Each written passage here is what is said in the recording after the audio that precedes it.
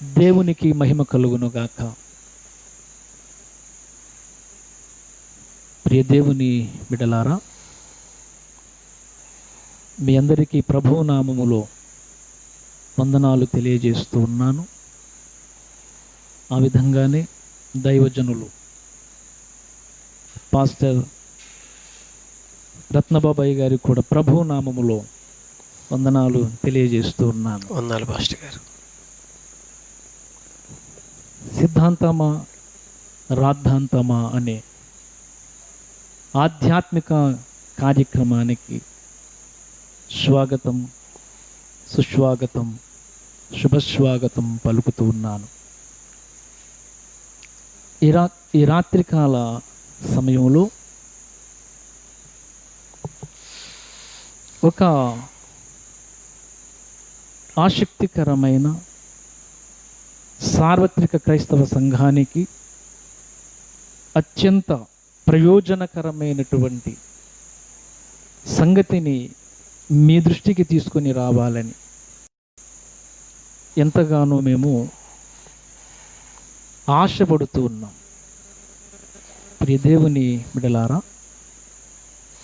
తప్పనిసరి ప్రతి ఒక్కరూ కూడా ఈ కార్యక్రమాన్ని వీక్షించి దేవుని లేఖన సత్యములను, మీరు లేఖనాలను జూచి నిర్ధారణ చేసి ఈ సత్యమును అంగీకరించి ధన్యులు కావాలని ప్రేమతో మనవి చేస్తూ ఉన్నాను. ఈ సమయంలో మనం ఏమాత్రం ఆలస్యము చేయకుండా సిద్ధాంతమా రాద్ధాంతమా అనే కార్యక్రమంలో మనం ముందుకు సాగిపోదాం. మరొక్కసారి దైవజనులకు వందనాలు తెలియజేస్తూ, నిన్నటి దినమున మీరు ముగింపులోనికి వస్తూ హెబ్రీ పత్రిక 6వ అధ్యాయం 1-2 వచనాలను ఎత్తి, ఇది అపోస్తలుడైనటువంటి పౌలు ద్వారా దేవుడు బయలుపరిచినటువంటి సిద్ధాంతము అనే మాట ఉపయోగించారు. ఆ మాట మీరు మాట్లాడుతూ ఇంకొక సంగతిని కూడా మా దృష్టికి తేవడం జరిగింది. ఏంటంటే ఎఫెసీ పత్రిక 4వ అధ్యాయం 11వ వచనం. ఓకే, ఈ 11వ వచనం, మనమందరమును విశ్వాస విషయములోను దేవుని కుమారుని గూర్చిన జ్ఞాన విషయములోను ఏకత్వము పొంది, ఈ సంగతిని మీరు మా దృష్టికి తీసుకుని వచ్చి సమయాభావాన్ని బట్టి ముగించడం జరిగింది. అవును.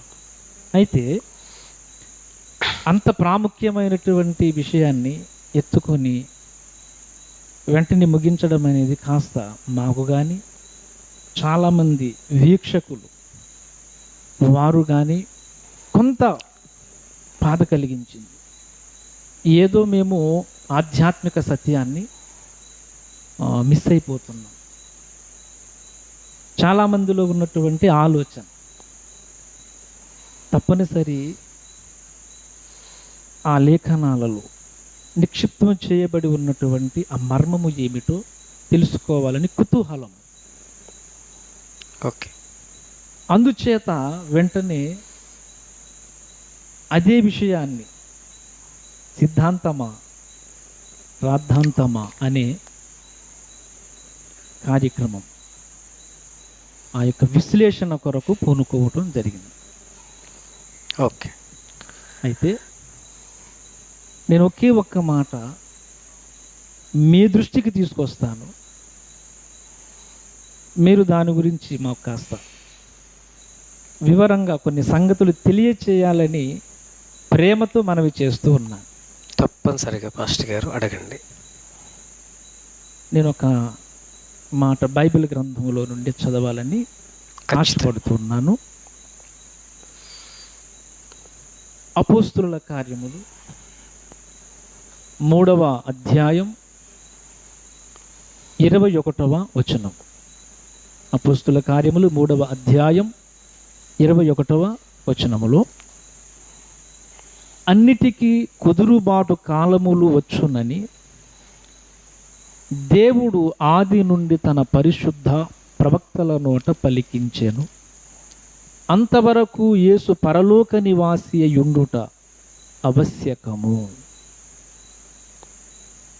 పాస్టర్ గారు ఇక్కడ 3:21లో అన్నిటికీ కుదురుబాటు కాలములు వచ్చునని అనే మాట చాలా ఆశ్చర్యాన్ని గొలిపే విషయము. చాలామంది మధ్యలో ఈ మాట ఉంది, కానీ అందులో ఉన్నటువంటి అర్థం ఏంటో చాలామందికి అర్థం కావటం లేదు. అర్థం కాలేదు కాబట్టి ఈ విషయాన్ని నేను మీ దృష్టికి తీసుకొస్తున్నాను. తీసుకొని రావడానికి కూడా కారణం ఏంటంటే, ఈ మాట కూడా రాత్రి మీరు లేవనెత్తడం జరిగింది. కుదురుబాటు రావాలి అనే మాట కూడా మీరు ఉపయోగించారు కాబట్టి అదే విషయంతో నేను ప్రారంభిస్తున్నాను. కుదురుబాటు అనేదానికి హెబ్రీ పత్రికలో మీరు చెప్పినట్టు 6వ అధ్యాయంలో మొదటి 2 వచనాలకు, ఎఫెసీ పత్రిక 4వ అధ్యాయం 11 వచనానికి, ఈ మూడింటికి ఉన్నటువంటి ఆ లింక్ ఏంటి? ఇక్కడ మేము నేర్చుకోవలసినటువంటి సందేశమే. కాస్త విస్తారమైనటువంటి ప్రశ్నే అయినా మీరు తెలియజేస్తారని ఆశతో అడుగుతున్నాను. తప్పనిసరిగా పాస్టర్ గారు, ఇప్పుడు మీరు అడిగిన ప్రశ్న ఒక చిన్న సైజ్ మెసేజ్ అయిపోయింది ఖచ్చితంగా. ఎందుకు అంటే, అంత దీర్ఘముగా అడిగితేనే చూసేవారికి వినేవారికి ప్రశ్నించడము అంటే ఏంటో కూడా తెలుస్తుంది. ఎలా ప్రశ్నించాలి? ప్రశ్నించేటప్పుడు ఏదో ప్రశ్నిస్తున్నాము కదా అనేసి బుర్రకేదో తట్టింది దాన్ని వెంటనే అడగడం కాదు. ఆ ప్రశ్న హేతుబద్ధమైనదై ఉండాలి. ఆ ప్రశ్న వలన సమాజమునకు ఏదైనా సందేశం ఇచ్చే ప్రశ్న అయి ఉండాలి. మీరు చాలా చక్కని ప్రశ్న అడిగారు. ఈ అపొస్తలుల కార్యముల గ్రంథము 3వ అధ్యాయం 21వ వచనానికి, హెబ్రీ పత్రిక 6వ అధ్యాయము మొదటి 2 వచనములకు, ఎఫెసీ పత్రిక 4వ అధ్యాయము 11, 12 ఈ 3 వచనాలకు ఏమైనా సంబంధం ఉందా అన్నారు. ఈ 3 వచనాలకు చాలా అవినాభావ సంబంధం ఉన్నది. మీరన్నట్టుగా కుదురుబాటు అనే మాట నేను రాత్రికాల సమయాన ఉపయోగించాను. అంతేకాదు, ఈ ఎఫెసీ పత్రిక 4వ అధ్యాయము 11వ వచనం 12వ వచనమే ఈ తరములో దేవుని సంకల్ప ప్రకారమైన సేవ అని కూడా మనం మాట్లాడుకుని మనం ముగించడం జరిగింది.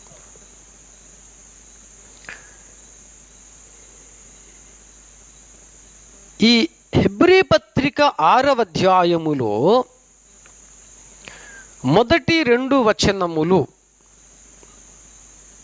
పౌలు సంఘమునకు పునాది వేశాడు. పునాదే బోధ అన్నాను.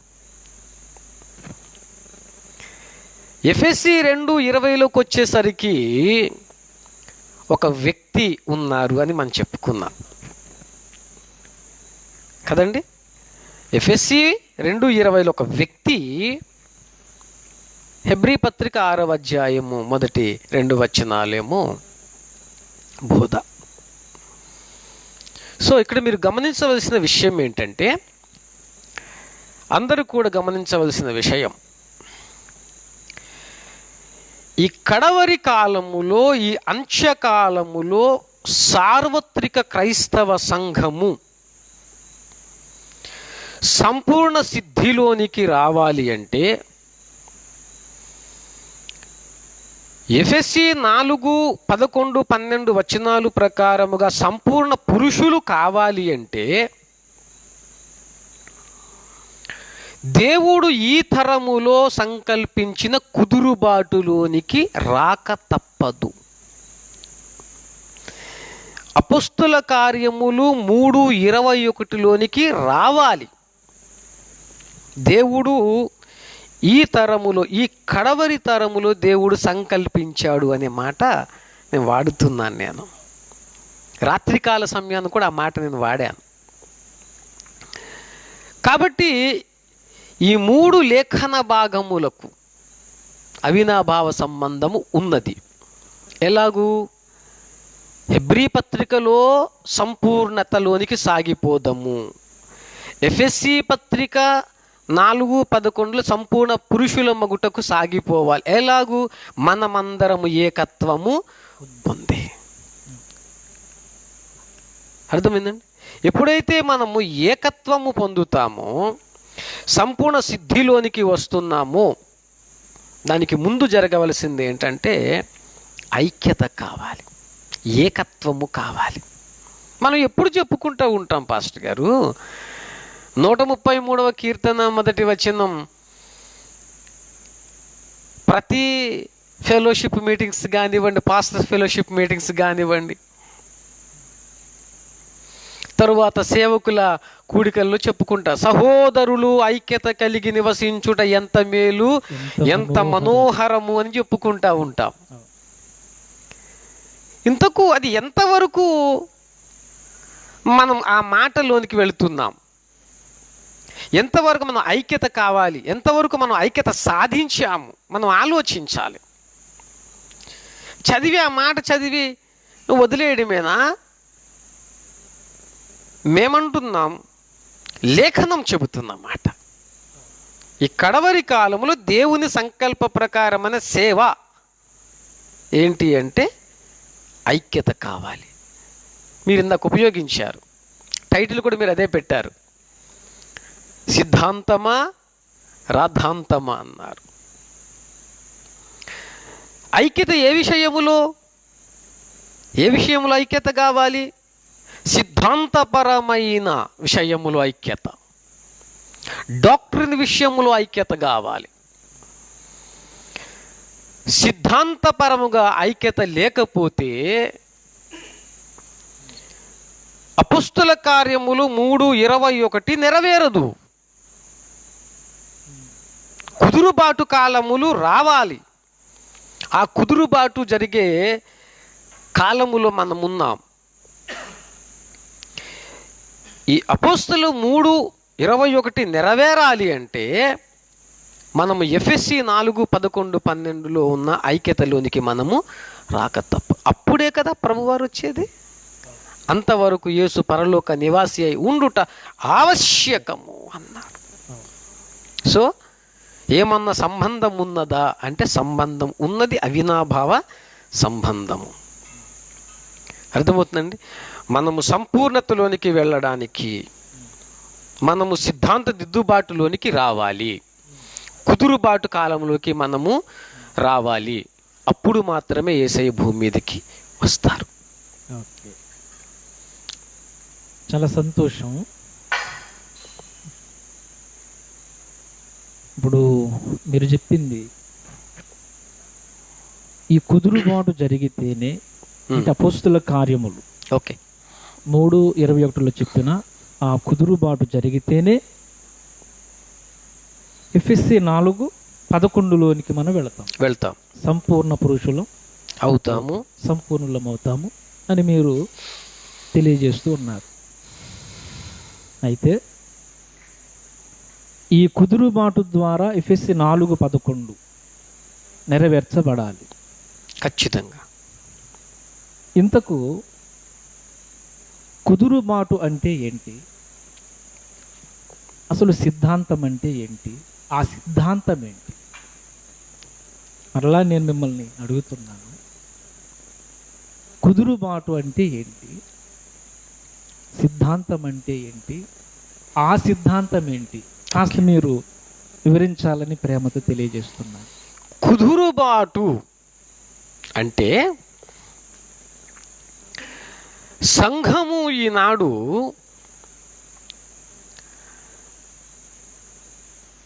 ఒక్కొక్క విషయములో సంఘము విడిపోయి ఉన్నది, అనగా బోధల విషయములో. సరే, మీకు రాత్రికాల సమయాన చెప్పిన విధంగా ఒక మాట చెబుతాను, ఎగ్జాంపుల్గా చెప్తాను, ఉదాహరణగా.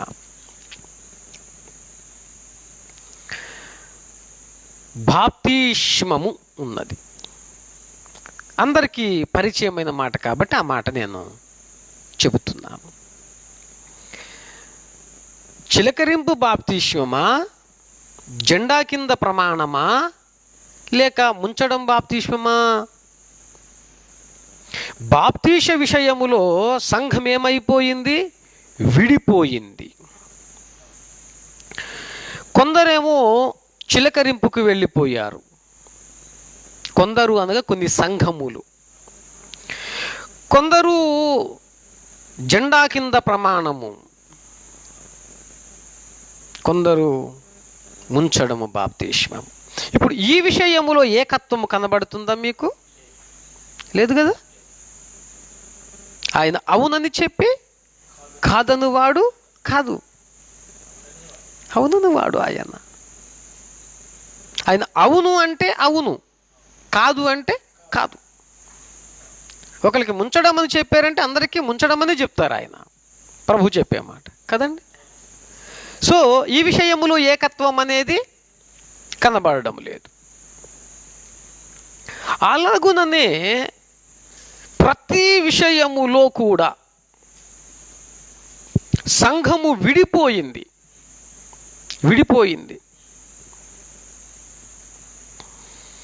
యేసుక్రీస్తు దేవుడా, యెహోవా దేవుడా లేనిపోని గందరగోళం సృష్టించారు. ఆలోచించండి. తరువాత సంఘములో సంగీత వాయిద్యములు వాయించాలా వద్దా? వాయించాలి అంటేనేమో అది సైతాను ఆరాధన అంటున్నారు.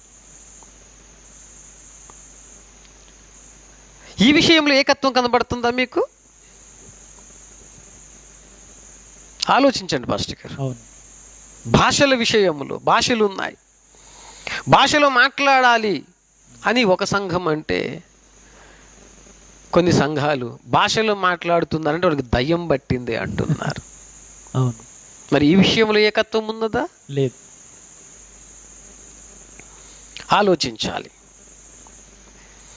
అనగా ఈ రీతిగా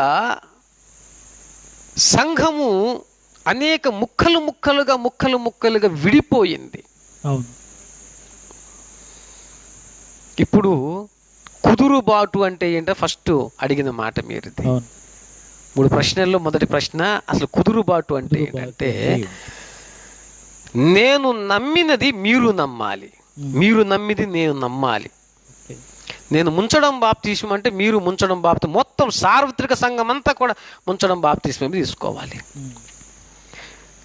భాషలు ఉన్నాయి అని నిరూపించబడినప్పుడు నేను భాషలో మాట్లాడుతున్నప్పుడు మీరు కూడా భాషలో అంగీకరించాలి, ఉన్నాయని అంగీకరించాలి. ఇలాగూ ప్రతి విషయములో కూడా ఒక తాటి మీదికి రావడమే కుదురుబాటు. అర్థమవుతుందండి? అది మొదటి విషయం. అర్థమైందా మీకు? ఆ విషయం అర్థమైందండి? ఇక ఏ విషయములో కూడా వేరొక క్వశ్చన్ చేయడానికి అవకాశం లేదు. ఒక్క బోధలోనికి ఒకే బోధ, ఒకే బోధ, ఒకే బోధ. అదే పౌలు బోధ అని నేను హెబ్రీ పత్రిక 6వ అధ్యాయం 1-2 వచనాల్లో నేను చెప్పిన మాట అదనమాట. సో ఆ బోధలోనికి వస్తే ఖచ్చితంగా కుదురుబాటు అనేది జరుగుతుంది అని మనం చెప్పుకుందాం. అది మొదటి విషయం. 2 సిద్ధాంతము అన్నారు. ఈనాడు సిద్ధాంతము అనే మాట క్రైస్తవ ప్రపంచమునకు అదేదో పాపమైన మాటగా వినిపిస్తుంది. వ్యభిచారము అనే మాట అమ్మో వినకూడదు, ఆ మాట వింటేనే అంత దూరం పరిగెత్తే వ్యక్తులుగా ఈనాడు సిద్ధాంతము అంటే అది విచిత్రమైన ఒక పదం అయినట్టుగా, అదేదో క్రైస్తవులు పలుకగూడని ఒక పదం అయినట్లుగా, సిద్ధాంతం మాట్లాడే వాళ్ళేమో ఏదో గ్రహాంతర వాసులుగా చూసినట్టుగా చూడడం, వీరు అసలు క్రైస్తవ ప్రపంచానికి సంబంధించిన వారు కాదు అన్న విధంగా చూడడం, ఇది చాలా దారుణమైన విషయం. పాస్టర్ గారు మంచి ప్రశ్న అడిగారు మీరు. ఈ విషయంలో నేను అభినందిస్తున్నాను మిమ్మల్ని. చాలా చక్కని ప్రశ్న. అసలు ఎందుకు సిద్ధాంతము అనే దగ్గరకు వచ్చేసరికి నిజంగా గ్రహాంతరవాసిలాగా చూస్తారు. అసలు ఈ గ్రహానికి సంబంధించిన వ్యక్తులు వీరు కాదు అన్న విధంగా ఎందుకు? ఒక చిన్న విషయం మీ దృష్టికి తీసుకొస్తా. సిద్ధాంతము అనే మాట ఎవరు ఇష్టపడరు అంటే తర్కించడము చేతకాని వారే. తర్కించడము చేతకాని వారు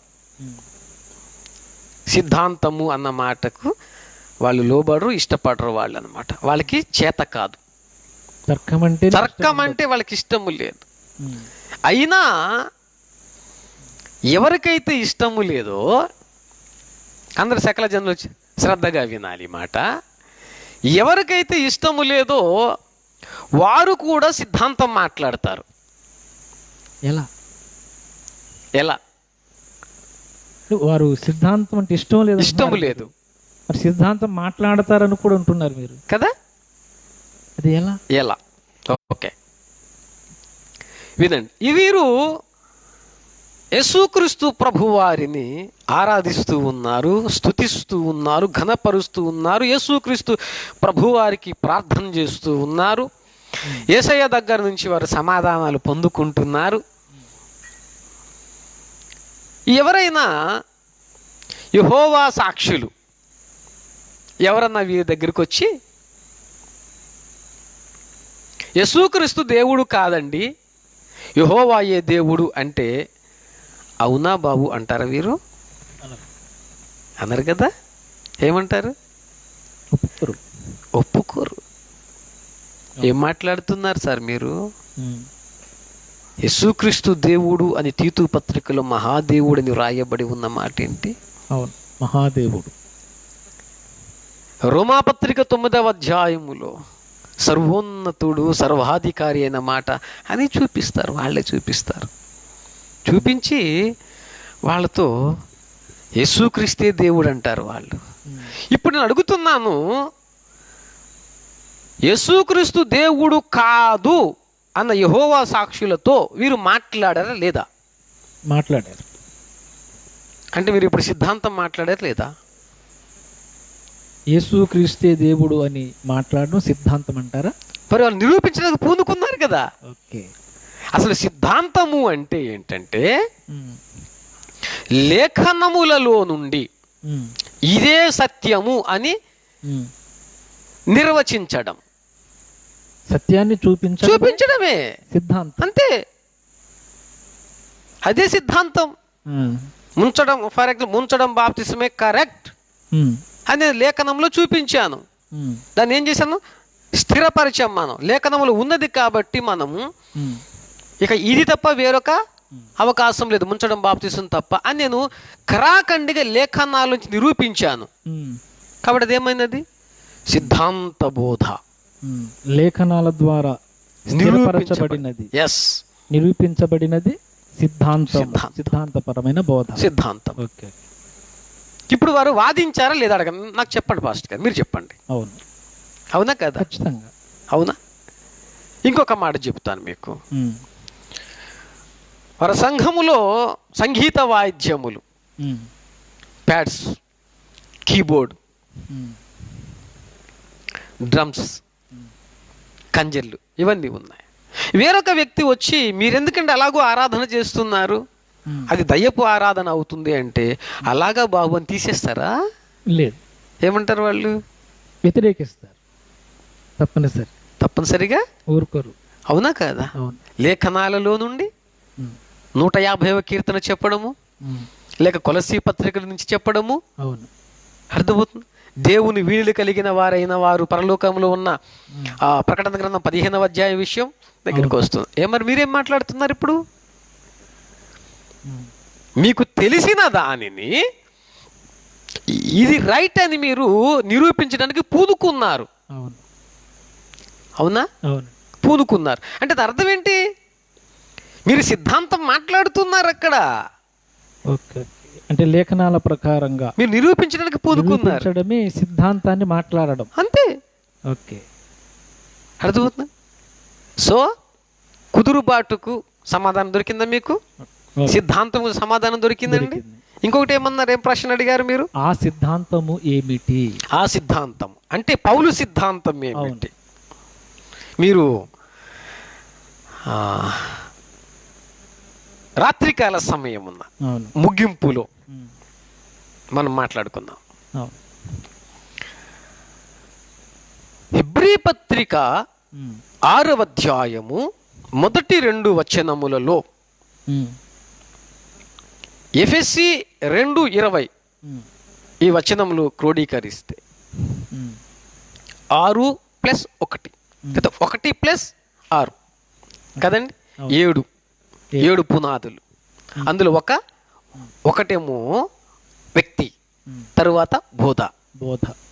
అర్థమవుతుంది. ఆ సిద్ధాంతం ఏమిటంటే హెబ్రీ పత్రికలో చెప్పబడినట్లుగా, ఎఫెసీ పత్రికలో చెప్పబడినట్లుగా, ఓకేనండి, మనము తూచా తప్పకుండా పౌలు చెప్పినట్లుగా మనం ముందుకు వెళితే, ఓకేనా, మనము పౌలు సిద్ధాంతములో ఉన్నామని అర్థం. ఆ సిద్ధాంతం అది ఏంటది? పౌలు సిద్ధాంతం అది. పౌలు ద్వారా పౌలుకు వ్యతిరేకముగా ఎవరు మాట్లాడినా, అంటే ఏంటంటే వ్యతిరేకమైన బోధ ఎవరు చేసినా సరే పౌలు తర్కించడానికి పూనుకున్నాడు. అర్థమవుతుందండి. పౌలు తర్కించడానికి పూనుకున్నాడు. ఎందుకు? తర్కము వలన సత్యం బయటకు వస్తుంది, సత్యాన్ని స్థాపించాలి. అర్థమవుతుందండి. సో తర్కము అనేది చాలా చాలా ఉపయోగము సంఘమునకు, క్షేమాభివృద్ధి. అర్థమవుతుందండి. అది విషయం. చాలా సంతోషం. ఓకే, అసలు కుదురుబాటు అంటే ఏంటో చక్కగా వివరించారు. అలానే సిద్ధాంతం అంటే ఏంటి, సిద్ధాంతమును గురించి చాలా అద్భుతమైనటువంటి ఒక మాట విన్నాం.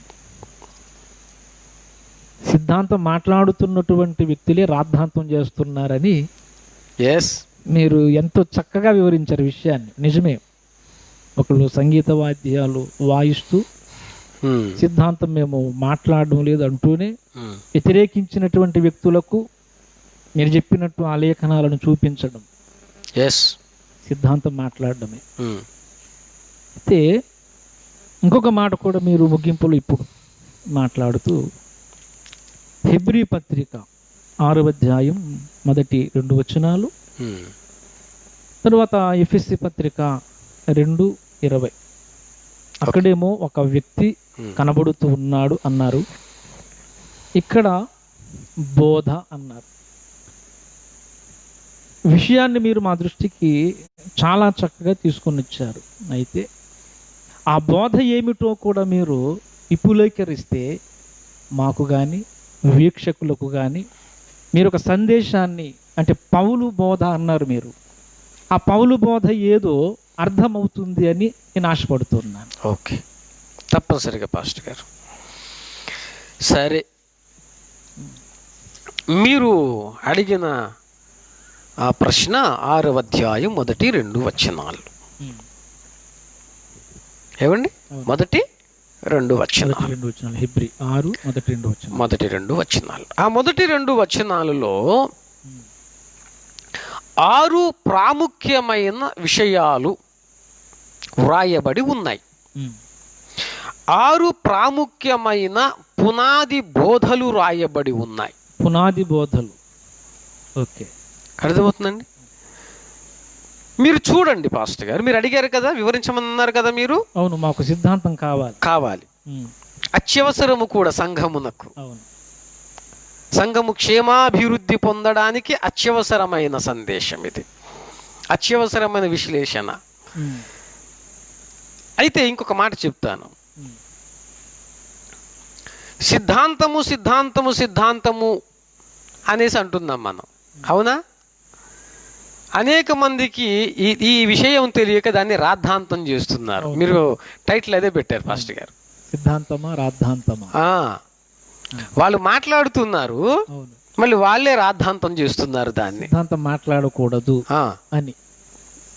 అంటే ఆ మాటకు అర్థం ఏంటి అంటే, వాళ్ళకి ఉన్న పరిజ్ఞానము చొప్పున వాళ్ళు మాట్లాడుతున్నారు.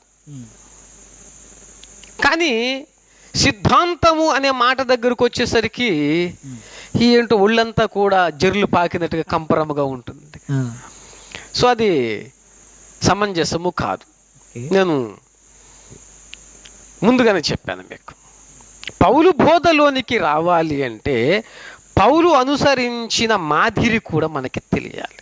అనుసరించిన మాదిరి తెలియాలి, ఖచ్చితంగా తెలియాలి. ఒక వచనం చెబుతాను, కాస్త ఒక్కసారి మీరు అపొస్తలుల కార్యముల గ్రంథము 19వ అధ్యాయము 8-9 వచనాలు. తరువాత అతడు సమాజ మందిరములోనికి వెళ్ళి ప్రసంగించుచు దేవుని రాజ్యమును గూర్చి తర్కించుచు ఒప్పించుచు ధైర్యముగా మాట్లాడుచు 3 నెలలు గడిపాను.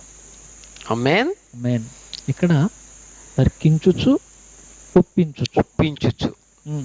నేను ఇందాక ఆ మాట ఉపయోగించాను. అవును, తర్కము అనేది ఇష్టము లేక కాదు, అంటే ఇది తర్కించడము చేతకాక. అది విషయం. తర్కించడము చేత కాని వాడే సిద్ధాంతం అనే మాటను బట్టి విసుక్కుంటాడు, మిగతా వాళ్ళందరూ కూడా గ్రహాంతర జీవులుగా చూస్తాడు ఈయన. కానీ పౌలు బోధలో ఉన్నవాళ్ళు, పౌలు బోధను అనుసరించేవారు పౌలు అనుసరించిన పంథాన్ని అనుసరిస్తారు. తర్కించడము, ఒప్పించడము. నేను ఎందుకు ఇప్పుడు ఆ మాట చెప్పానంటే, ఇది హెబ్రీ పత్రిక 6వ అధ్యాయం 1-2 వచనాలలో ఉన్న విషయమును ఇప్పుడు నేను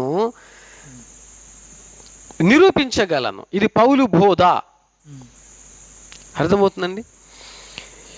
ఈ బోధలోనికి వస్తే సంఘము క్షేమాభివృద్ధి పొందుతుంది అని ఖచ్చితంగా చెప్పగలను నేను. ఇప్పుడు మీరు 6వ అధ్యాయంలోకి రండి. హెబ్రీ పత్రిక 6వ అధ్యాయంలో, కాబట్టి నిర్జీవ క్రియలను విడిచి మారు మనసు పొందుటయు. మొదటి విషయం ఏముంది అక్కడ? మారు మనస్సు ఉన్నది. మారు మనసు పొందాలి. మారు మనసు దగ్గరకు వచ్చేసరికి 2 విషయాలు.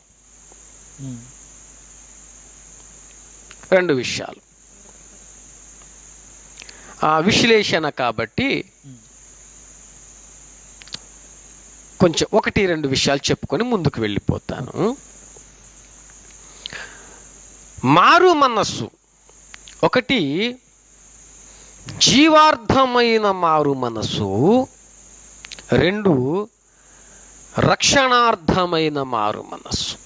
జీవార్థమైన మారు మనస్సు, రక్షణార్థమైన.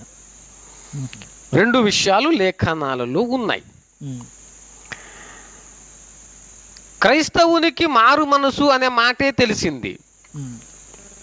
ఇంతకు జీవార్థమైన మారు మనసు అంటే ఏమిటి? రక్షణార్థమైన మారు మనసు అంటే, జీవార్థమైన మారు మనసు అనగా మనము లోకములో నుండి క్రీస్తులోనికి రావడం, క్రీస్తులోనికి రావడం అది జీవార్థమైన మారు మనసు. రక్షణార్థమైన మారు మనసు అనగా క్రీస్తులో ఉన్నవారు, క్రీస్తులోనే ఉన్నవారు ప్రతిదినము కూడా మారు మనస్సును పొందడం. ప్రతిదినము కూడా ఖచ్చితంగా. అసలు క్రైస్తవుడు అంటేనే ప్రతిదినము కూడా మారు మనసు పొందాలండి. రక్షణార్థమైన మారు మనస్సు అంటే రక్షణ కొరకైన మారు మనస్సు అని అర్థం అక్కడ మనకు అనిపిస్తుంది కదా. ఒక్కసారి లేఖనాలు చూద్దాం పాస్టర్ గారు. ఒకసారి మనం లేఖనాలు చూద్దాం. మీరు క్రైస్తవులు మరలా మారు మనసు పొందాలంటున్నారు. అవును. అది ఎలా? మొదటి విషయం, అపొస్తలుల కార్యముల గ్రంథము 11వ అధ్యాయము 18వ వచనం. 11:18. వారు ఈ మాటలు విని మరేమి అడ్డము చెప్పక, అట్లయితే అన్యజనులకును దేవుడు జీవార్థమైన మారు మనసు దయచేసి ఉన్నాడని చెప్పుకొనుచు దేవుని మహిమపరచే. ఆమేన్. అన్యజనులకు దేవుడు జీవార్థమైన మారు మనసు దయచేసి, చాలా క్లియర్ గా ఉన్నమాట ఇది, చాలా స్పష్టం. అన్యజనాంగములో నుండి క్రీస్తులోనికి రావడం,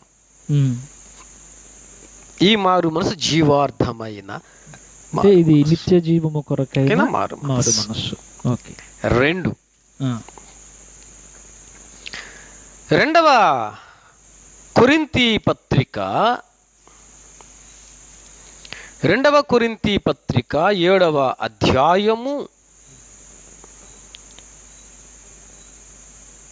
దయచేసి 10వ వచనం.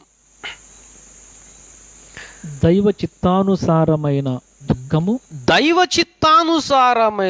దుఃఖము రక్షణార్థమైన మారు మనస్సును కలుగజేయును.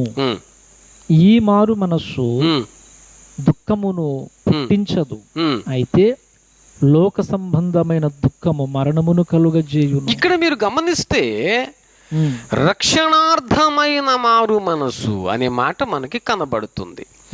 ఇంతకు ఈ రక్షణార్థమైన మారు మనసు పొందిన వారెవరు? సంఘము. కొరింథీ సంఘమునకు లేఖ రాశాడు. దయచేసి 7:9 కూడా చదివితే, మీరు దుఃఖపడితీరని సంతోషించుట లేదు గాని, మీరు దుఃఖపడి మారు మనసు పొందితీరని ఇప్పుడు సంతోషించుచున్నాను. కొరింథీయులను గూర్చి అనగా సంఘమును గూర్చి. సంఘము ఏ మారు మనసు పొందింది? రక్షణార్థమైన మారు మనసు పొందింది. కానీ జీవార్థమైన మారు మనసు ఎవరికి? అన్య జనాంగము నుంచి వచ్చిన వారికి. అర్థమవుతుంది పాస్టర్ గారు? సో మారు మనసు అనేది అంశం దగ్గరికి వచ్చేసరికి ఎన్ని ఉన్నాయి? రెండు. అంటే ఇప్పుడు రక్షణార్థమైన మారు మనస్సు అంటే రక్షణ పొందటం కొరకు కాదు. రక్షణ పొందిన వారే మనసు మార్చుకోవాలి, మళ్ళీ మనసు మార్చుకోవాలి. రోజు రోజుకి మనము నూతనత్వములోనికి రావాలి. అలా నూతనత్వములోనికి రావాలి. కాబట్టి క్రైస్తవుడు అనగా ప్రతిరోజు కూడా మారు మనసు పొందేవాడే. ప్రతిరోజు అంటే ఈ లేఖనాన్ని బట్టి అంటారా? అవును. ఓకే, చాలా సంతోషం. ఓకే పాస్టర్ గారు. రెండవ విషయం ఏమున్నది అక్కడ?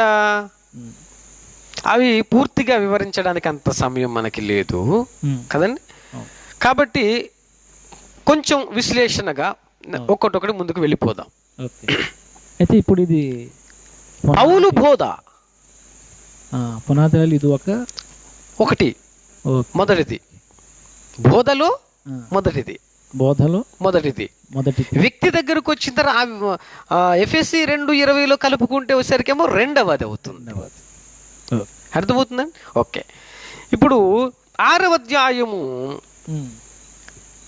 మొదటి 2 వచనాలలో 2వ వచనములు దేవుని యందలి విశ్వాసము అన్నది. విశ్వాసము విశ్వాసము విశ్వాసం. మనకి అంతగా బాగా తెలిసిన మాట. అవును, అర్థమైందా? అవును. విశ్వాసము, విశ్వాసులు అంటే దాని అర్థం ఏంటంటే క్రీస్తే నా రక్షకుడు, ఆయన వలనే నా జన్మ కర్మ పాపములకు విముక్తి లభిస్తుంది అని నమ్మడం, క్రీస్తును విశ్వసించడము విశ్వాసం. అర్థమవుతుందండి? ఇది క్రైస్తవ ప్రపంచానికి బాగా తెలిసిన మాట. అవును. అందుకని నేను ఎక్కువగా దాని ఆ మాటను వివరించడము లేదు. 3వ విషయము మీరు చదవండి. బాప్తిస్మములను గూర్చిన బోధయు. అక్కడ మీరు గమనిస్తే బాప్తిస్మములను గూర్చిన బోధ అనగా బాప్తిస్మములను.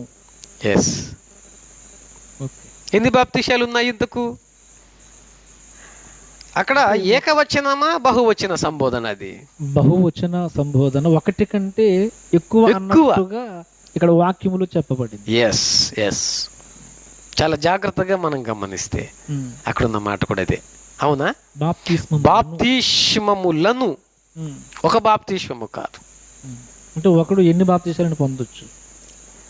ఓకే, ఇక్కడ మీరు గమనిస్తే బాప్తిస్మం ఒక్కటే. బాప్తిస్మం ఒక్కటే. ఏమండి? అయితే ఇక్కడ ఏ విషయాన్ని బట్టి మరి చెప్పబడింది అంటే మీరు అన్నట్టుగా ఒకటి కంటే ఎక్కువ కనబడుతుంది కదా మనకి. ఓకేనా? ఒకటి జీవార్థమైన మారు మనసు కొరకు తీసుకునే బాప్తిస్మము, అనగా ముంచడము బాప్తిస్మము కొరకు, నీటి బాప్తిస్మము కొరకు ఒకటి. అంటే రక్షణ కొరకు అంటున్నారు. రక్షణ కొరకు. ఓకే, అందుకని ఆ మాట ఉపయోగించాను, జీవార్థమైన మారు మనసు కొరకు అన్న. రెండవది అగ్ని బాప్తిస్మము. అగ్ని బాప్తిస్మం. అగ్ని బాప్తిస్మము దయచేసి ఒకసారి మీరు మత్తయి సువార్తలోనికి వచ్చినట్లయితే, మత్తయి సువార్త 3వ అధ్యాయం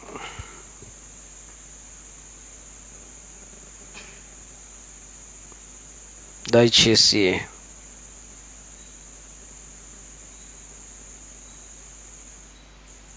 11వ వచనం. మారు మనస్సు నిమిత్తం అయ్యా నేను నీళ్లలో మీకు బాప్తిస్మం ఇచ్చుచున్నాను, అయితే నా వెనుక వచ్చుచున్నవాడు నాకంటే శక్తిమంతుడు, ఆయన చెప్పులు మోయిటకైనను నేను పాత్రుడను కాను. ఆయన పరిశుద్ధాత్మలోను అగ్నితోను మీకు బాప్తిస్మమిచ్చును. అగ్ని బాప్తిస్మము. అవును, అగ్ని బాప్తిస్మం. అగ్నిలో కదండి. ఒకటేమో నీటి బాప్తిస్మము, 2 పరిశుద్ధాత్మ అగ్ని బాప్తి. ఈ విషయములో కూడా దయచేసి అందరూ కూడా జాగ్రత్తగా వినండి, ప్రేక్షకులందరూ కూడా జాగ్రత్తగా వినాలి. పరిశుద్ధాత్మ బాప్తిస్మము అంటే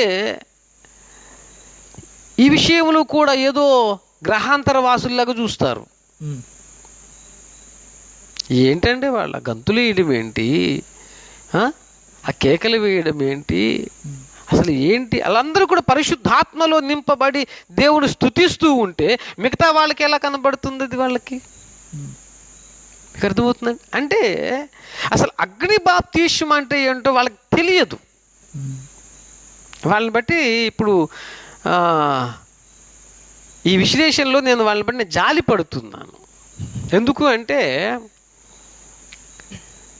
ప్రవక్త ఒకనొక సందర్భంలో ఒక మాట అన్నారు. ఈ యుగ ప్రవక్త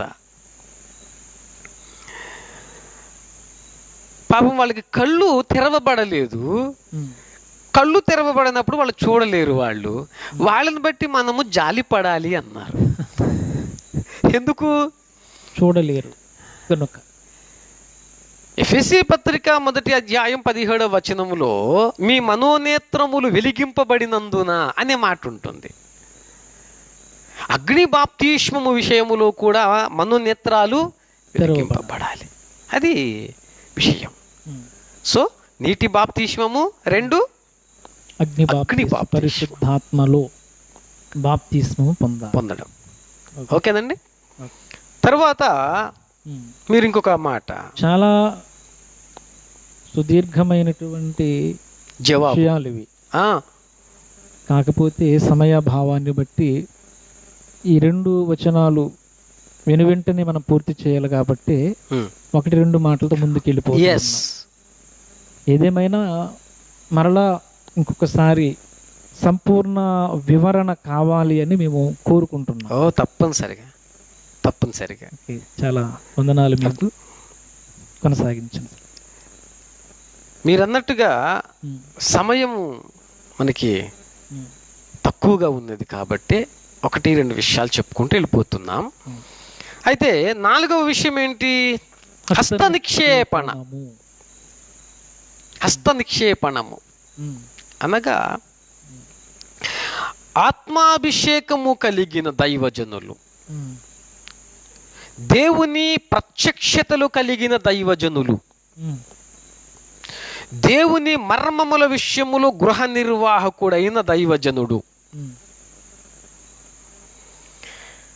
క్రొత్తగా వచ్చిన సేవకుని మీద తన తల మీద చెయ్యి పెట్టడం, చెయ్యి పెట్టి సేవ కొరకు ప్రతిష్ఠించడం, దాన్ని హస్త నిక్షేపణము అంటారు. ఇప్పుడు కూడా అలా చేయాలంటారా? ఖచ్చితంగా. ఇది ధర్మశాస్త్రం ప్రకారం అనుకుంటున్నాను నేను. ధర్మశాస్త్ర ప్రకారము కాదు.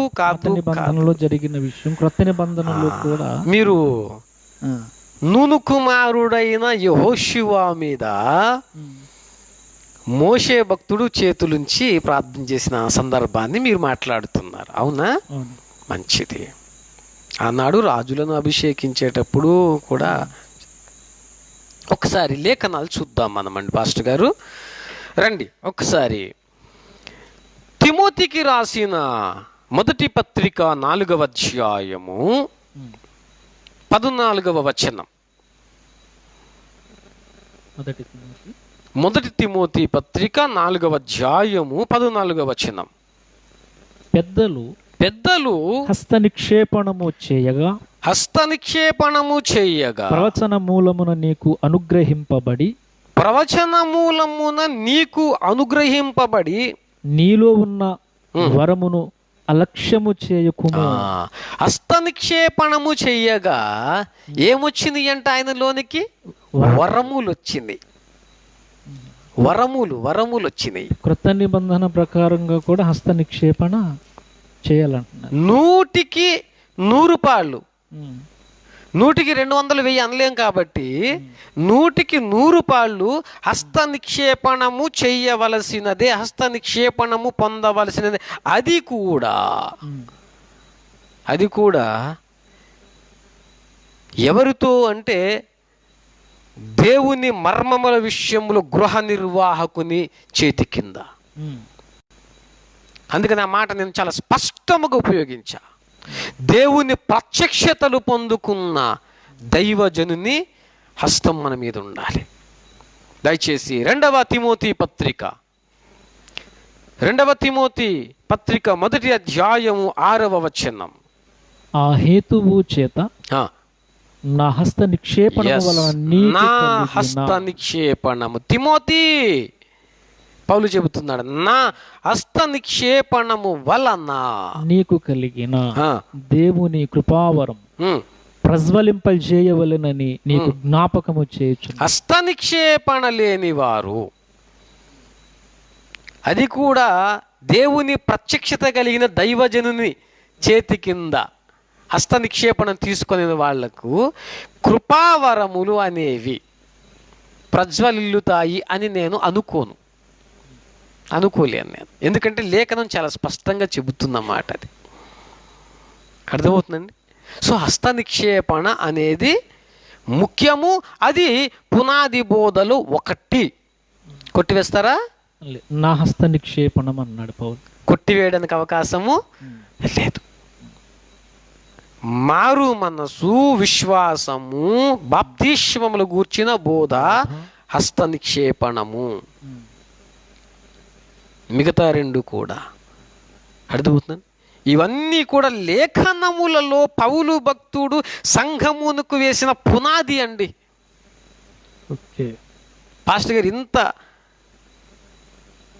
మేము బల్లగుద్ది మరి ఎందుకు చెబుతున్నామంటే ఆ మాట, ఇది పౌలు బోధ. నేను రాత్రికాల సమయం కూడా చెప్పిన మాట కూడా అది. పౌలు బోధలో లేనివాడు ప్రమాదములో ఉన్నాడనే మాట ఇప్పటికీ కూడా ఆ మాట కట్టుబడే ఉన్నాను నేను. అర్థమవుతుందండి. తరువాత ఉన్న మాట ఏంటంటే మృతుల పునరుద్ధానమును అన్నాడు. అక్కడ ఉన్నమాట మృతుల పునరుద్ధానం. అసలు పునరుద్ధానమే లేదండి అనే వాళ్ళు ఉన్నారు. ఏమండి, పునరుద్ధానం లేకపోవడం ఏంటి? పునరుద్ధానం ఉన్నది అని లేఖనం తెలియజేస్తుంది. పునరుద్ధానములో మళ్ళీ రెండు పునరుద్ధానాలు. అసలు పునరుద్ధానమే లేదు అంటున్నారు మీరు. మరలా రెండు పునరుద్ధానాలు అంటున్నారు. ఆలోచించండి దయచేసి ఒకసారి మీరు. తప్పదు, కాస్త సమయం ఎక్కువైనా సరే ఒక మాట చూద్దాం. యోహాను సువార్త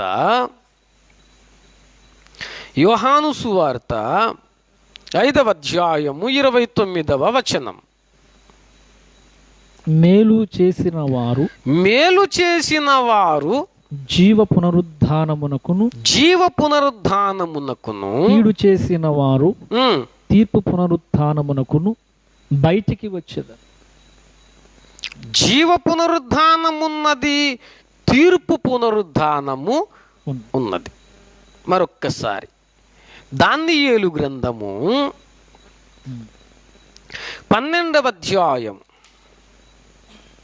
2వ వచనం. మరియు సమాధులలో నిద్రించు అనేకులు మేలుకొనెదరు. కొందరు నిత్య జీవము అనుభవించుటకును కొందరు నింద పాలగుటకును నిత్యముగా హేయులగుటకును మేల్కొందరు. అనగా నీతిమంతుల పునరుద్ధానమున్నది, అనీతిమంతుల పునరుద్ధానమున్నది. నీతిమంతుల పునరుద్ధానమునకును అనీతిమంతుల పునరుద్ధానమునకు మధ్యన 1000 సంవత్సరములు ఉంటుంది. ఇప్పుడు మనం అది చాలా ప్రాముఖ్యమైన అంశం. అది మనం ఎప్పుడన్నా చర్చించుకుందాం, విశ్లేషణ చేద్దాం. అందుకని రెండు పునరుద్ధానములు అంటే కలిసి వారు ఒకే టైంలో లేవరు. నీతిమంతులు ఒకేసారి లేవరు. నీతిమంతులు లేచిన తరువాత 1000 సంవత్సరములకు అనీతిమంతుల పునరుద్ధానం ఉన్నది. ఆ మాట చూద్దాం, ఒక్కసారి చూద్దాం.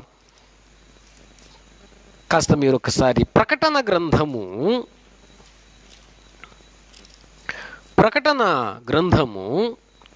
20వ అధ్యాయము 5-6 వచనాలు. ఆ 1000 సంవత్సరములు గడచు వరకు కడమ మృతులు బ్రతుకలేదు. 1000 సంవత్సరములు గడచు వరకు కడమృతులు బ్రతుకలేదు. ఇదియే మొదటి పునరుద్ధానం. ఈ మొదటి పునరుద్ధానములో పాలుగలవారు ధన్యులను పరిశుద్ధులునయుందురు. దేవునికి మహిమ కలుగును గాక. ఆమేన్. సో మొదటి పునరుద్ధానమునకును రెండవ పునరుద్ధానమునకు మధ్యలో ఎన్ని సంవత్సరాలు ఉందండి? 1000 సంవత్సరాలు. ప్రకటన 20వ అధ్యాయం 5-6 వచనాలు. సో పునరుద్ధానము అనే బోధ సంఘమునకు నేర్పించాలి. అందుకనే ఈ బోధ ఒక పునాది. దయచేసి గమనించాలి. సంఘమునకు తెలియాలి జీవ పునరుద్ధానం మీద, తీర్పు పునరుద్ధానం మీద సంఘమునకు నేర్పించాలి ఖచ్చితంగా. అది పునాది బోధ. ఈ బోధ నేర్పించకపోతే పౌలుకు వెలుపల ఉన్నట్లకే, పౌలు బోధకు వెలుపల ఉన్నట్లకే, అప్పుడు కూడా ప్రమాదమే. అది 5వ విషయం. ఇక 6వ విషయం వచ్చేసరికి నిత్యమైన తీర్పు. విశ్వాసులకు తీర్పు ఉండదు. విశ్వాసులకు తీర్పు ఉండదు. అందరూ కూడా ఇప్పుడు చాలా మట్టుకు, అందరూ అని అనను గాని చాలా మట్టుకు బోధిస్తున్నటువంటి బోధ ఇది, నమ్ముతున్నటువంటి బోధ ఇది. ఓకే, అంటే తీర్పు లేదు, తీర్పు లేదే అనుకోవాలి. ఎందుకంటే అందరూ కూడా మారు మనసు పొందినటువంటి విశ్వాసులే కదా ఎత్తబడేది మాస్టర్ గారు. ఓకే, ఇంకా వీళ్ళు మారు మనసు పొందారు, ఈ భూమి మీద పరిశుద్ధంగా బ్రతికారు. ఇంకా ఆయన తన రాకడలో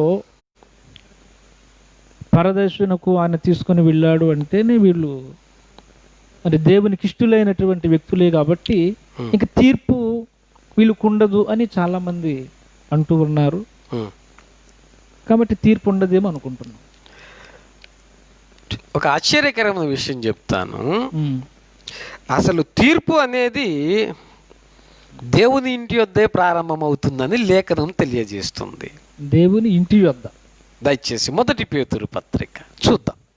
ప్రతిది కూడా మీరు లేఖనాలలో నుండి చూపించాలని మీరు అన్నారు నాతో. ఎందుకు అంటే ఇది పునాది బోధ, పౌలు బోధ, సిద్ధాంతం. ఇది నోటుకొచ్చినట్టు మాట్లాడితే అది మళ్ళీ మన విశ్లేషణ అయిపోయిన తర్వాత మళ్ళీ మనల్ని లేఖనాధారం చూపించలేదు అని కూడా అనుకునే వారు ఉంటారు. ఆసక్తి పరులు కొంతమంది బాధపడవచ్చు. సత్యాసక్తి కలిగినటువంటి 1 పేతురు పత్రిక 4వ అధ్యాయము 17వ వచనం. తీర్పు దేవుని ఇంటి యొద్ద ఆరంభము కాలము వచ్చి ఉన్నది. అది ఎక్కడ ఆరంభం అవుతుంది? ఇంటి యొద్ద, దేవుని ఇంటి యొద్ద. అంటే ఇల్లు అంటే సంఘము, దేవుని సంఘము, సంఘము. అర్థమవుతుందండి? దేవుని సంఘము దగ్గర తీర్పు ఆరంభమగు కాలము వచ్చి ఉన్నది. అర్థమవుతుందా? అంటే విశ్వాసులకు తీర్పు ఉన్నది. ఈ బోధ సంఘమునకు నేర్పించాలి. మీరు అన్నారు చూసారా, తీర్పు ఉన్నది. చాలా నిశ్చింతగా ఉన్నారు, చాలా ఉన్నారు. తప్పు. తీర్పు ఉన్నది అని చెప్పడానికి ఇంకొక మాట కూడా చెబుతాను. దయచేసి మీరు ఒక్కసారి 2వ కొరింథీ పత్రిక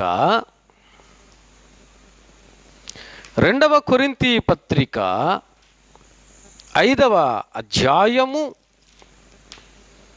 9వ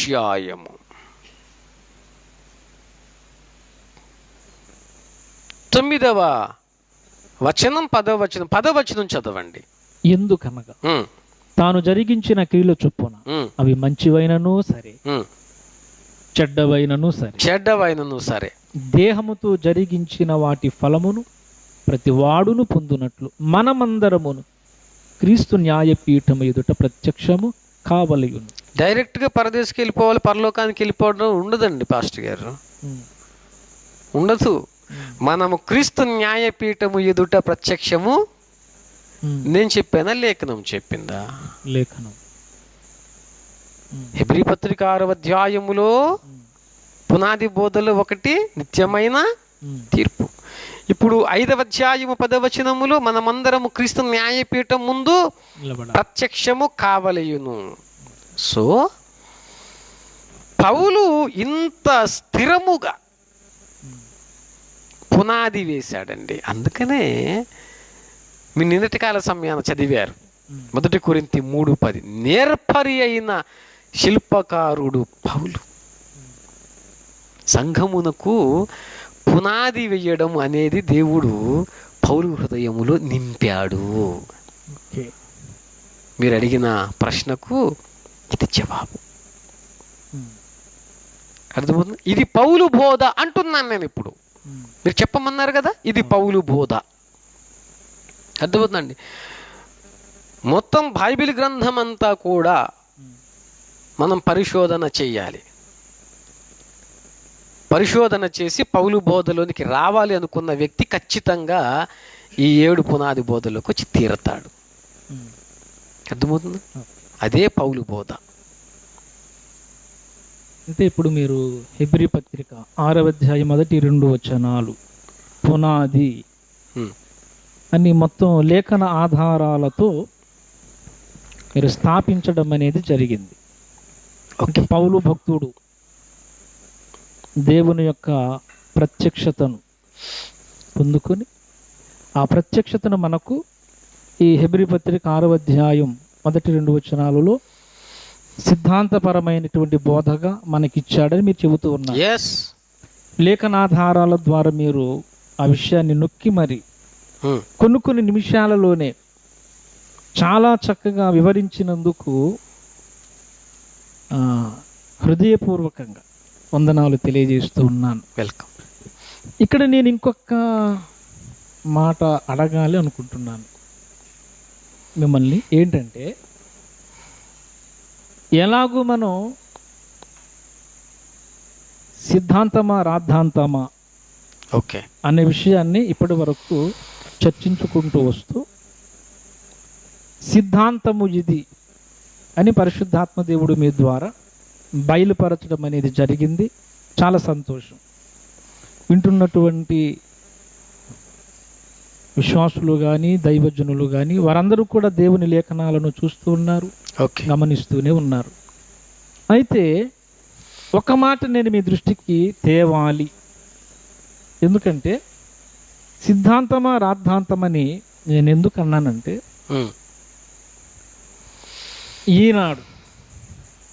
ఈనాడు మీరు ముందుగానే తెలియజేసినట్లు సార్వత్రిక క్రైస్తవ సంఘం విడిపోయింది అనే మాట ఉపయోగించారు. ముక్క చెక్కలైపోయిందనే మాట కూడా ఉపయోగించా. ఓకే, ముక్కలుగా ఓకే, వేరువేరుగా ఉన్నది అన్నారు. అంటే ఇప్పుడు వేరువేరుగా ఉన్నటువంటి వీళ్ళందరూ హెబ్రీ పత్రిక 6:1-2 వచనాలలోనికి రావాలి అని మీరు అంటున్నారు. అవును, వస్తేనే పౌలు బోధనలోకి వచ్చినట్లు లెక్క. ఓకే, అప్పుడే కుదురుబాటు జరుగుతుంది. అయితే పాస్టర్ గారు ఇంకొక విషయాన్ని ఇప్పుడు మీకు చెబుతున్నాను. యూదా పత్రికలో నేను ఆ మాట మీ దృష్టికి తేవాలని ఆశపడుతూ ఉన్నాను. దీనిని కూడా మీరు కాస్త వివరిస్తే ఖచ్చితంగా ఈ ఒక్క మాటతో మనం ముగించుకుందాం. యూదా పత్రికలో 3వ వచనములో ఓకే ఒక మాటను నేను మీ దృష్టికి తేవాలి. ప్రియులారా, మనకందరికి కలిగేడు రక్షణను గూర్చి మీకు వ్రాయవలెనని విశేషాసక్తి గలవాడనై ప్రయత్నపడుచుండగా పరిశుద్ధులకు ఒక్కసారి అప్పగింపబడిన బోధ నిమిత్తం మీరు పోరాడవలెనని మిమ్మును వేడుకొనుచు మీకు వ్రాయవలసి వచ్చాను. తర్వాత 4వ వచనం, ఏలయనగా ఖచ్చితంగా నేను ఈ 4వ వచనం మీ దృష్టికి తేవాలని చదివాను. ఓకే, 4వ వచనంలో కొందరు రహస్యముగా జ్వరబడి ఉన్నారు అనే మాట రాశారు. నాకెందుకు ఆశ్చర్యంగా అనిపించిందంటే విషయం, 3వ వచనములోనేమో పరిశుద్ధులకు ఒక్కసారి అప్పగింపబడిన బోధ నిమిత్తం మీరు పోరాడవలనని మిమ్మును వేడుకొనుచు మీకు వ్రాయవలసి వచ్చాను అని చెప్పి ఏలయనగా కొందరు రహస్యముగా జ్వరబడి ఉన్నారు అంటే సిద్ధాంతము కాని దానిని కూడా బోధించే వ్యక్తులు ఎవరైనా ఉన్నారా? ఉన్నారు. అంటే వారే ఈ రాద్ధాంతం చేస్తున్నారంటారా? ఖచ్చితంగా అండి. కాస్త మీరు దానిని వివరిస్తారని ఆశిస్తున్నాను. మంచిది. నాకు మీరు 2 విషయాలు తెలియచేయాలి. ఒకటి, 3వ వచనములో పరిశుద్ధులకు ఒక్కసారి అప్పగించబడిన బోధ అంటే మాకు అర్థమైంది. ఈ 3వ వచనం అంటే ఇప్పటి వరకు వివరించిన దానిని బట్టి మాకు అర్థమైంది, ఆ బోధ ఏంటో అర్థమైంది. అయితే 4వ వచనంలో కొందరు రహస్యంగా జ్వరబడ్డారని ఉంది. వీళ్ళే ఏమైనా పాడు చేస్తున్నారు? చక్కని ప్రశ్న అడిగారు.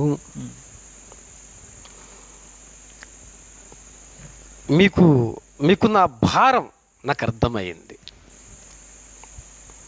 సంఘము పట్ల మీకు ఒక భారం ఉన్నది. ఆ భారం ఉన్నది కాబట్టి ఈ ప్రశ్న వచ్చింది. ఈ ప్రశ్న రావడానికి కారణం ఏంటంటే హృదయములో ఒక భారం ఉన్నది. ఏంటి? క్రీస్తు రక్తము చేత కడుగబడిన సంఘము ఎందుకింత విడిపోయి ఉన్నది? ఇలా విడిపోవడానికి కారణం ఏంటి అన్న బాధ మీ హృదయములో ఉన్నది కాబట్టి ఈ ప్రశ్నలు అడిగారు. అది నేను చెప్తున్నమాట. మంచిది పాస్టర్ గారు. రహస్యముగా జ్వరబడ్డారు అని ఉన్నది. అయితే 3వ వచనంలో ఉన్న మాట పోరాటము కొరకు మాట్లాడాడు యూదా భక్తుడు. దేని కొరకు పోరాటము చేయాలి? బోధ కొరకు పోరాటం చేయమన్నాడు. బోధ కొరకు ఎందుకు పోరాటం చేయాలి? ఎందుకు పోరాటం చేయాలి అంటే బోధకు ఆటంకము కలిగింది. అర్థమవుతుందండి? మనకి ఒకేసారి అప్పగింపబడిన బోధకు ఆటంకము కలిగింది. ఆ సిద్ధాంతపరమైన సత్యబోధకు ఆటంకం కలిగింది. ఎందుకు కలిగింది? కొంతమంది రహస్యంగా జ్వరబడి నానా రకాలైన సిద్ధాంత అయోమయములను సృష్టించారు. అంటే గందరగోళం సృష్టించారు. అసలు రాద్ధాంతం సృష్టించిందే వాళ్ళు. ఇప్పుడు సిద్ధాంతం కోసం మాట్లాడే వాళ్ళేమో వీళ్ళు రాద్ధాంతం చేస్తున్నారు అంటున్నారు. ఇది చాలా విచిత్రమైన విషయం. ఇది అసలు పాడు చేసిన సంఘమును పాడు చేసిందే వారు. అంటే రహస్యంగా జ్వరబడి నానా రకముల వారు జ్వరబడ్డారు అంటే ఆ మాటకు అర్థం ఏంటంటే వారు నానా రకములైన అన్యబోధలు చేశారు అని అర్థం అన్నమాట. దయచేసి ఒక్కసారి మీరు హెబ్రీ పత్రిక 13వ అధ్యాయము 9వ వచనము దగ్గరికి రండి. 13:9. నానా విధములైన అన్య బోధల చేత త్రిప్పబడకూడి అంటే త్రిప్పేవారు ఉన్నారు. పౌలన్న అంటారు మీరు త్రిప్పబడవద్దు. ఏ బోధ అది? నానా విధములైన అంటే చాలా రకాల. అందుకనే కొన్ని వందల సిద్ధాంతములున్నాయి. ఎలియా కాలములో ఆనాడు సంఘము 2 విషయాల్లో మీరు ఎన్నాళ్ళ మట్టుకు 2 తలంపుల మధ్య తడబడుచుందురు. మొదటి రాజుల గ్రంథం 18వ అధ్యాయం 21వ వచనములో ఏలియా సింహగర్జన చేశాడు. యెహోవా దేవుడైతే యెహోవా దేవుని పూజించండి, బయలైతే బయలు పూజించండి, తడబాటు వద్దు అన్నాడు. 2 తలంపుల మధ్య. ఈనాడు ఒక విధంగా చెప్పాలంటే ఈనాటి ఏలియాకు కుదురుబాటు తీసుకొని రావాలి అంటే కొన్ని వందల తడబాట్లు. అంటే అర్థం ఏంటంటే కొన్ని వందల బోధలు ఉన్నాయి. ఇన్ని బోధల మధ్యన సంఘం కొట్టుమిట్టాడుతూ ఉన్నది. కర్మేలు కొండ మీద ఏలియా ఆ మాట పలికాడు. అక్కడ 2 తలంపులు. ఈనాటి ప్రవక్త కొన్ని వందల సిద్ధాంతపరమైన బోధలు అన్య బోధల చేత త్రిప్పబడుతున్న వీళ్ళందరినీ కూడా ఏకతాటి మీదకి తీసుకొని రావాలంటే ఎంత కష్టమైన పనో ఆలోచించండి. రహస్యముగా వీరు జ్వరబడ్డారు. కొంతమంది జ్వరబడ్డారు అంటే ఆ మాట కదా, అన్య బోధల చేత సంఘమును పాడు చేసే ఒక్క బోధ, ఒకే ఒక్క బోధ ఉన్నది. ఆ బోధను విడగొట్టి ఈనాడు సంఘమును పాడు చేసేసేసారు. అర్థమవుతుంది? అందుకనే పేతురు భక్తుడు కూడా అన్నమాట మనం చదువుదాం. పేతురు రాసిన 2వ పత్రిక 2వ అధ్యాయము 1వ వచనం. మరియు అబద్ధ ప్రవక్తలు ప్రజలలో ఉండిరి ఒకప్పుడు ఉన్నారు. ఓకే, అటువలనే మీలోను అబద్ధ బోధకులుందురు. అది విషయం. అబద్ధ బోధకులు ఉందురు, ఉంటారు, ఇకంతే ఉంటారు వాళ్ళు. అర్థమైందా? మనం ఇదే లేఖన సత్యం అని మాట్లాడితే వాళ్ళు ఏం చేస్తారంటే, మనం వెళ్ళిపోయిన తరువాత ఇది కాదు లేఖన సత్యం అని ఒక అబద్ధ బోధన సృష్టిస్తున్నాడు వాడు. అబద్ధ బోధకులు ఉన్నారు, ఒకప్పుడు ఉన్నారు, ఇప్పుడు కూడా ఉంటారు. ఓకేనా? ఇంకొక మాట కూడా చదువుదాం. 1 యోహాను పత్రిక 4వ అధ్యాయము 1వ వచనం. ప్రియులారా, అనేకులైన అబద్ధ ప్రవక్తలు లోకములోనికి బయలు వెళ్ళి ఉన్నారు గనుక ప్రతి ఆత్మను నమ్మక ఆయా ఆత్మలు దేవుని సంబంధమైనవో కావో పరీక్షించుడి. దేవునికి మహిమ కలుగును గాక. విశ్వాసుల బాధ్యత కూడా ఇక్కడికి మనకి కనబడుతుంది. ఎవరిని పడితే వారిని నమ్మొద్దు అంటే మాస్టర్ గారు, అనేకులైన అబద్ధ ప్రవక్తలు లోకములోనికి బయలు వెళ్ళి ఉన్నారు అంటే ఇప్పుడు సత్య ప్రవక్త ఎవరో గమనించాలి. అందుకని అక్కడ అన్నారు కదా, ప్రతి ఆత్మను నమ్మక ఆయా ఆత్మలు దేవుని సంబంధమైనవో కావో మీరు ఏం చేయాలి? పరీక్షించుడి. అంటే ప్రవక్తను కూడా గుర్తుపట్టాలి. ఓకే, పరీక్షించాలి. ఏది సత్యబోధ, ఏది అసత్యబోధ, ఏది లేఖనానుసారమైన బోధ గుర్తుపట్టాలి, పరీక్షించాలి. పరీక్షించకుండా ఎవరు ఏది తీసుకొచ్చి ఆ సిద్ధాంతం చెబితే ఆ సిద్ధాంతం ఇదే లేఖనానుసారమైనది అని నమ్మడము కూడా చాలా భయంకరమైన తప్పు. సేవకులు పరీక్షించాలి, విశ్వాసులు పరీక్షించాలి. అర్థమవుతుందండి? ఇప్పుడు అందుకనే మీరు చదివారు కదా యూదాపత్రిక 3వ వచనములో ఉన్న మాట. అందుకని ఇప్పుడు బోధకుడికి ఎందుకు పోరాటము చెయ్యాలి అంటే, ఇన్ని రకాలైన బోధలు లేవు, ఒకటే సత్య బోధ ఉన్నది, దాని కొరకు మనం పోరాటం చెయ్యాలి. ఒకటే సత్య బోధ, ఒకటే సత్యం. ఎంతమంది జ్వరబడినా వారు మాట్లాడింది పూర్తిగా అసత్యం. ఇప్పుడు సత్యాన్ని గుర్తుపట్టాలి, అంతే, గుర్తుపట్టాలి. వీళ్ళని కూడా గుర్తుపట్టాలి, అంతే. ఓకే, అర్థమవుతుందా? ఎప్పుడైతే మనం సత్యమును గుర్తిస్తామో, నేను చెబుతున్నాను, పౌలు బోధలోనికి వస్తాం. సత్యమును గుర్తుపట్టనంత కాలము కూడా ఆ వ్యక్తి ఎంత పెద్ద సేవకుడైనా, ఎంత పెద్ద సంఘములో విశ్వాసులైనా వారు పౌలు బోధకు వెలుపల ఉన్నారు. పౌలు బోధకు వెలుపల ఉన్నారు, అందులో ఏమాత్రము సందేహము లేదు. నేను చెబుతున్నాను పాస్టర్ గారు, దీని కొరకే మనం పోరాటము చేయాలి. యూదా భక్తుడు అందుకనే మనల్ని పోరాటం చేయమన్నాడు. మనల్ని బోధ కొరకు మనం పోరాటం చేయాలి. పోరాటము చేసేటప్పుడు శత్రువులు ఎక్కువైపోతారు. అయినా లేఖనము చెప్పిన విధముగా మనం పోరాటము చేయక తప్పదు.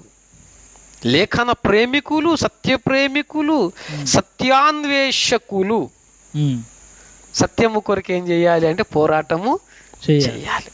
మీరు చెబుతూ ఉంటే ఒక మాట గుర్తొస్తుంది.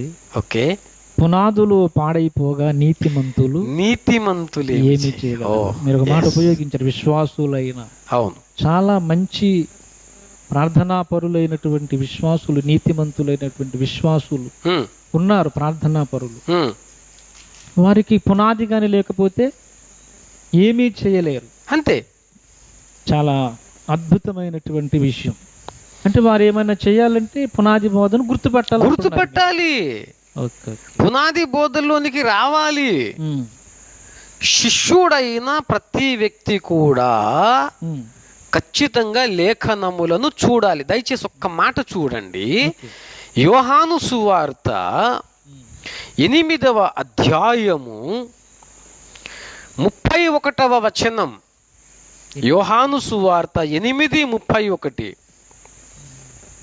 కాబట్టి యేసు తనను నమ్మిన యూదులతో మీరు నా వాక్యమందు నిలిచిన వారైతే నిజముగా నాకు శిష్యులయుండి సత్యమును గ్రహించెదరు. శిష్యునికి ఉండే లక్షణం ఏంటి? సత్యమును గ్రహిస్తాడు. వాక్యమందు నిలిచి సత్యమును గ్రహిస్తాడు. అది శిష్యుని లక్షణం. అది అంటే సత్యము అంటే సిద్ధాంతము, సిద్ధాంతపరమైన సంగతులు, బోధ. అవును. అంటే ఈ కుదురుబాటు కావాలి. సిద్ధాంతపరమైన విషయములో కుదురుబాటు కావాలి. ఓకే, కుదురుబాటును గురించి అద్భుతంగా వివరించారు. అప్పటి వరకు యేసయ్య పరలోక నివాసి ఉండుట ఆవశ్యకం. కుదురుబాటు అయితేనే ఆయన వస్తారు. యేసుక్రీస్తు ప్రభువారు భూమి మీదకి మధ్యాకాశానికి వస్తారు. అంటే తప్పనిసరిగా కుదురుబాటు కావాలి. ఇప్పుడు కావాలి అంటే తప్పనిసరి. ఇప్పుడు మీరు చెప్పినట్లు హెబ్రీ పత్రిక 6వ అధ్యాయము 1-2 వచనాల్లోనికి ప్రతి ఒక్కరూ వచ్చి తీరాలి, ఒప్పుకొని తీరాలి, ఆ బోధలోనికి రావాలి. అదే పునాది బోధ. అంటే ఆ పునాది బోధలోనికి రావాలి. వస్తేనే యేసు ప్రభువారు మధ్యాకాశానికి వస్తారు. ఓకే, దేవుని స్తోత్రం కలుగును గాక. ఇది సిద్ధాంతము, రాద్ధాంతము కాదు ఇది. ఓకే, ఇది ఓకే, రాద్ధాంతము కూడా ఎవరు చేస్తున్నారు కూడా అర్థమైపోయింది. సంతోషం పాస్టర్. చాలా ఆసక్తికరమైనటువంటి విషయాలు. మీరు సత్యాన్ని మాకు బోధించినందుకు ప్రేమతో మీకు వందనాలు తెలియజేస్తూ ఉన్నాను. మాస్టర్ గారు, సిద్ధాంతమా రాద్ధాంతమా అనే విషయములో మీరు సిద్ధాంతమే మాట్లాడారు. ఇప్పుడు రాద్ధాంతం ఎవరు చేస్తున్నారో తెలియజేశారు. ఓకే, సిద్ధాంతము రాద్ధాంతము అంటే ఇప్పుడు హెబ్రీ పత్రికలు మేము చూసాం, కళ్ళారా మేము చూస్తున్నాం. మీరు సమయాభావాన్ని బట్టి 1-2 వచనాలతో ఆ చక్కని అద్భుతమైనటువంటి సంఘ పునాది అనే సిద్ధాంతాన్ని పైపైన చెప్పుకుంటూ వెళుతూ ఉన్న సిద్ధాంతమే అందరికి అర్థమవుతూ ఉంది. దేవునికి మహిమ. ఇంకేదైనా చిన్న వివరణ ఇంకా మేము వినాలని ఒక చిన్న ఆసక్తి ఏంటంటే, ఓకే, రాద్ధాంతము చేసే వ్యక్తులను గురించి కూడా మీరు మాట్లాడారు. మీరు రాద్ధాంతం చేసే వ్యక్తులను గురించి ఇప్పుడు మీరు చెబితే వినాలని కాదు, కాకపోతే సిద్ధాంతాన్ని వాళ్ళు వ్యతిరేకిస్తున్నారు. అవును, దానిని కూడా మీరు చాలా చక్కగా వివరించారు. కొంతమంది సిద్ధాంతం మాట్లాడే వ్యక్తులు ఉన్నారు, కొంతమంది రాద్ధాంతం చేసే వ్యక్తులు ఉంటారు కూడా. అయితే ఈ సిద్ధాంత పరమైనటువంటి బోధ విషయములో చివరి ప్రశ్న మీకు. ఓకే, ఈ సిద్ధాంతపరమైనటువంటి బోధ విషయములో విశ్వాసి అవలంబించవలసిన వైఖరి ఏమిటి? విశ్వాసులు, నేను ఆల్రెడీ ముందుగానే మాట చెప్పాను మీకు. అంటే నేను మీకు ఈ ప్రశ్న వేయడానికి కారణం ఏంటంటే, కొన్నిసార్లు బోధకులు వినరు. అప్పుడు విశ్వాసులు చేయవలసింది ఏంటంటే, బోధకుడు చెప్పేది లేఖనానుసారమైనదా కాదా అని విశ్వాసులు బెరయా సంఘస్థుల వలె పరిశోధన చెయ్యాలి. దయచేసి మాట గమనించండి. మీరు అడిగారు కాబట్టి నేను చెబుతున్నాను. విశ్వాసులు తప్పనిసరిగా పరిశోధన చెయ్యాలి. అపొస్తలుల కార్యముల గ్రంథము 17వ అధ్యాయము 10-11 వచనాలు. 10-11. వెంటనే సహోదరులు రాత్రి వేళ పౌలును సీలను బెరయకు పంపించిరి. వారు వచ్చి యూదుల సమాజ మందిరములో ప్రవేశించిరి. వీరు తెస్సలోనికలో ఉన్న వారి కంటే గనులయుండిరి గనుక ఆసక్తితో వాక్యమును అంగీకరించి పౌలును శీలయును చెప్పిన సంగతులు అలాగున్నవో లేవో అని ప్రతిదినమును లేఖనములు పరిశోధించుచు వచ్చి. దేవునికి మహిమ కలుగును గాక. చాలా నేను ఒక మాట అడుగుతాను. ఇప్పుడు మీరు చదివారు కదా, ఈ బెరయా సంఘస్థులు అనగా విశ్వాసులు వారు ఏం చేస్తున్నారట? ఆసక్తితో వాక్యమును అంగీకరించి, అర్థమవుతుందండి, అంగీకరించారు. అంగీకరించడం మాత్రమే కాదు, వారు ప్రతిదినము లేఖనములను పరిశోధిస్తూ ఉన్నారు. ఏ విషయములో పరిశోధన? బోధకులు చెప్పినవి అలాగున్నవో లేవో. సకల జనులు తప్పనిసరిగా వినవలసిన విషయం ఇది. దయచేసి అందరూ కూడా వినాలి. పాస్టర్ గారు మంచి చక్కని ప్రశ్నను అడిగారు. బోధకులు వినరు కదా, మరి విశ్వాసులు ఏమి చెయ్యాలి అన్నారు. ఇప్పుడు విశ్వాసులు ఏమి చెయ్యాలో లేఖనము ద్వారా నేను చెబుతున్నాను. దయచేసి అందరూ కూడా వినండి జాగ్రత్తగా.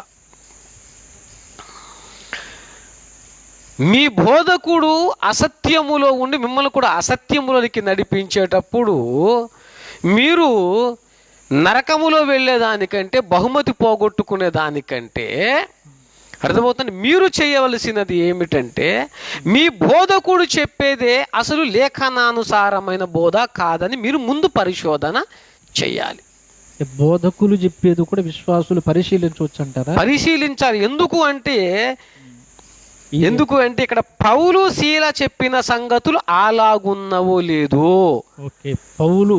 పౌలండి.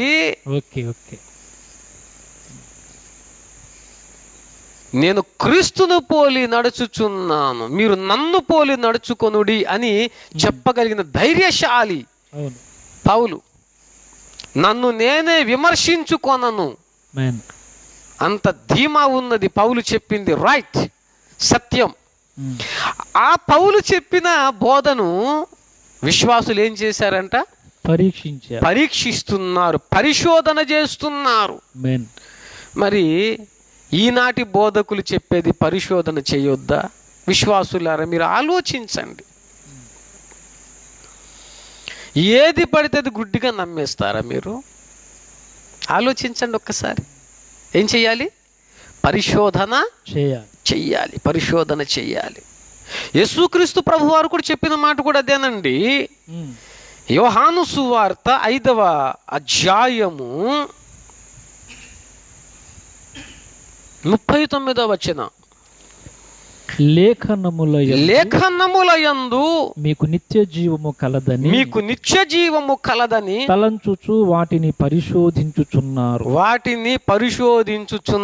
ఫుట్ నోట్లో ఏముందండి? పరిశోధించుడి, పరిశోధించాలి. అవే నన్ను గూర్చి సాక్ష్యం ఇచ్చుచున్నవి, క్రీస్తును గూర్చి సాక్ష్యం ఇచ్చుచున్నవి. కాబట్టి బోధకులు చెప్పే ప్రతి బోధను లేఖన కాంతిలో పరిశోధన చెయ్యాలి. ఇది విశ్వాసుల బాధ్యత. ఓకే, అంటే మీరు చెప్పిన దాన్ని బట్టి మాకు అర్థమయ్యింది, బోధకులు కానీ విశ్వాసులు కానీ లేఖన పరిశోధనకు పూనుకుంటే సిద్ధాంతమే ఉంటుంది కానీ ఇంకా రాద్ధాంతం ఉండదు. దేవునికి మహిమ. చాలా అద్భుతమైన విషయం. అంటే మేము కూడా ఆశించేది అదే, రాద్ధాంతం అక్కర్లేదు. అందరూ కూడా ఈ సిద్ధాంత బోధలోనికి రావాలి. మీ ద్వారా పరిశుద్ధాత్మ దేవుడు బయలుపరిచినటువంటి చక్కని విశ్లేషణ, అద్భుతమైనటువంటి వివరణ, విశ్లేషణ అద్భుతము అని చెప్పక తప్పదు. దేవునికి స్తోత్రం కలుగును గాక.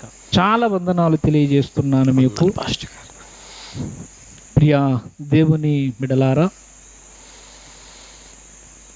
ఈ రాత్రికాల సమయములో సిద్ధాంతమా రాద్ధాంతమా అనే విశ్లేషణ కార్యక్రమములో